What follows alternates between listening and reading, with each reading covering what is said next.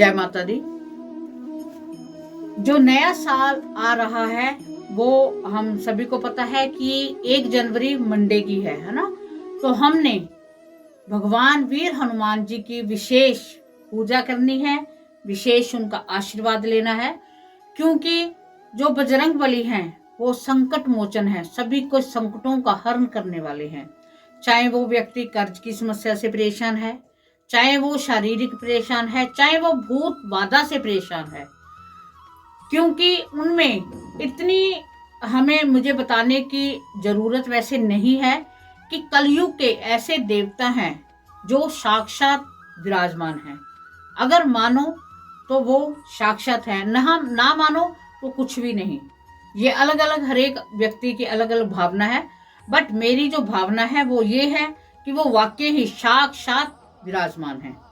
तो हमने नए साल को शुभ बनाने के लिए, अपना नया साल है, हम पिछले साल में जितनी मर्जी समस्याओं से घिरे, उन समस्याओं से निकलने के लिए हमने वीर हनुमान जी के आगे प्रार्थना करनी है कि हे वीर बजरंगी, हमारा जो साल है 2024 है वो हमारे लिए अति शुभ आए। हम बहुत विकट समस्याओं से निकल चुके हैं, निकल रहे हैं, और हमें इस साल कोई समस्या ना आए, क्योंकि आप सब कुछ करने वाले हो। तो करने की सिर्फ भावना चाहिए, आपकी सिर्फ श्रद्धा चाहिए, और हो सब कुछ जाता है। तो एक बार सभी को नए नव वर्ष की बहुत बहुत शुभकामनाएं। इसी के साथ आज हम इस वीडियो को शुरू करते हैं, क्योंकि जो ये हमारा छोटा सा परिवार है, इसमें ये कोशिश होती है कि चीजें को अपडेट करते रहो, क्योंकि अपडेट करने का मतलब कुछ बताते रहो, बाद में जब समय हाथ से निकल जाता है फिर हम सोचते हैं कि ओहो, हमको ये पहले नहीं पता चला। अगर हमें ऐसे पता चलता तो हो सकता है कि हमसे ये गलती ना होती। तो नए साल का पहला हफ्ता और नए साल का दूसरा दिन 2 जनवरी 24 का दिन जो है वो मंगलवार का है, भगवान वीर हनुमान का विशेष दिन है। पहला दिन भगवान शिव का है और शिव के ही वो स्वरूप हैं, आपको पता ही है।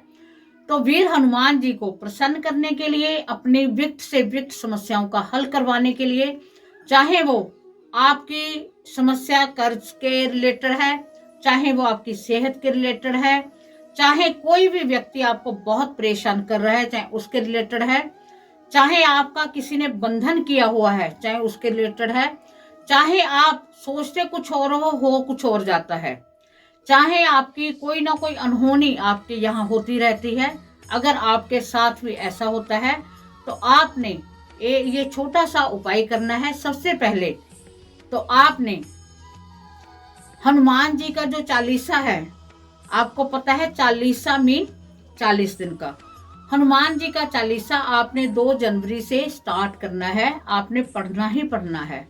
और समय का आप प्लीज ध्यान रखें कि जो समय आपने, चाहे वो सुबह का है चाहे वो शाम का है, मान लो शाम को 9 बजे है रात को, तो आपने 9 बजे ही पढ़ना है।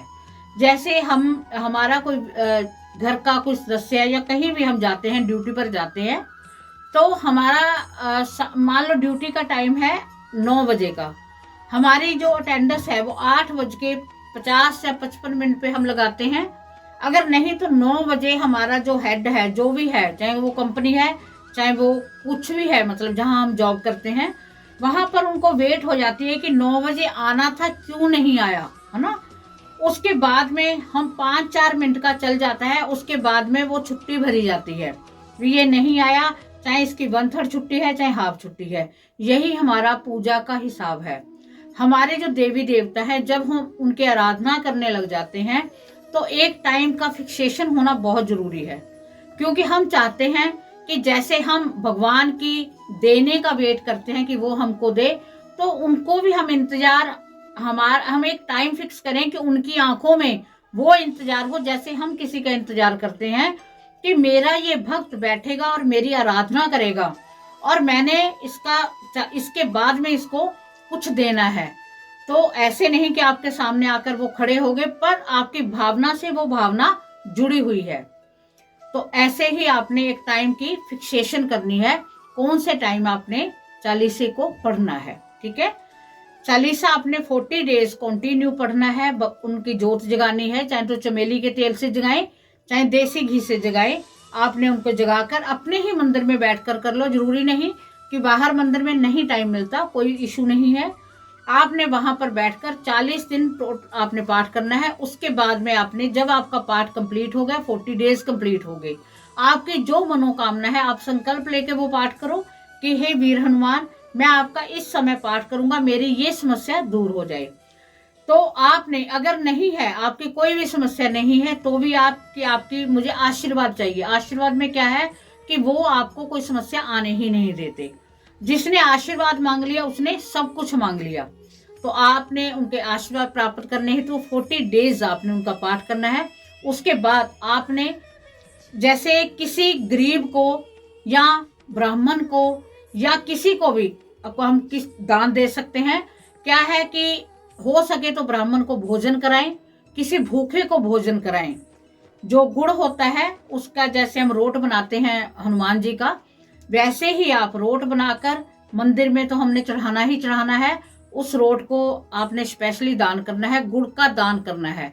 मंगलवार है, वीर हनुमान जी हैं, तो गुड़ का दान आपने अवश्य करना है। ठीक है, कुछ ना कुछ मीन आपने दान करना ही करना है कि आपके आज 40 दिन कंप्लीट हो गए हैं। और भगवान से प्रार्थना करनी है, कोशिश करना अगर सवाई में 1.25 किलो का अगर रोट बन जाए तो वो रोट आप अगर बाहर जितना बांटोगे उतने भगवान वीर हनुमान खुश होंगे। उसके साथ आपने केले का प्रसाद अवश्य चढ़ाना है बहुत, क्योंकि आपको ध्यान होगा कि जब वहां पर गए थे लंका में, भगवान वीर हनुमान गए हैं, तो उन्होंने वहां पर अशोक वाटिका से केले ही ज्यादा सेवन किए थे। तो केले भगवान वीर हनुमान जी को बहुत अधिक प्रिय हैं, तो केले आपने अवश्य खिलाने ही खिलाने हैं। उसके बाद में आपका 40 डेज वाला कंप्लीट हो गया। फिर आपने दोबारा शुरू कर देना है। एक आधे हफ्ते का गैप डालना है तो गैप डाल लो।